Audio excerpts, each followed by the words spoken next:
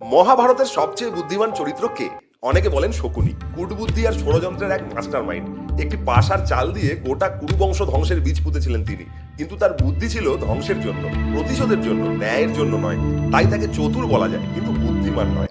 কর্ণও ছিলেন অসাধারণ, শিক্ষায় পরিপূর্ণ, যুদ্ধবিদ্যায় অদ্বিতীয় আর আত্মসম্মানে দৃঢ়। তিনি জানতেন নিজের জন্ম পরিচয় নয়, নিজের কর্মই মানুষকে সংজ্ঞা দেয়। তবুও অন্ধ আনুগত্য আর অন্যায় পক্ষ বেছে নেওয়া তার জীবনের সবচেয়ে বড় ভুল। বুদ্ধি ছিল, কিন্তু সিদ্ধান্ত ভুল পথে গিয়েছিল। তাহলে কি উত্তর বিদুর? বিদুর ছিলেন ধর্মের প্রতীক। তিনি ভবিষ্যৎ দেখতে পেতেন, তিনি জানতেন কি ঘটতে চলেছে।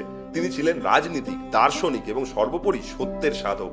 ভীষ্ম, ধৃতরাষ্ট্র, পাণ্ডব, কৌরব সবার পরামর্শদাতা ছিলেন তিনি, কিন্তু কখনো পক্ষপাত করেননি। কিন্তু যদি প্রশ্ন ওঠে সর্বকালের সবচেয়ে বুদ্ধিমান কে, তাহলে উত্তর হয়তো একটাই, শ্রীকৃষ্ণ। কারণ তার বুদ্ধি কেবল কৌশল বা রাজনীতিতে নয়, ছিল জীবনের গভীর দর্শনে। তিনি বুঝিয়েছিলেন জ্ঞান মানে শুধু জানা নয়, সঠিক সময়ে সঠিক কাজে সেই জ্ঞানকে ব্যবহার করা। তিনি যুদ্ধ দিয়ে শান্তির অর্থ শিখিয়েছিলেন।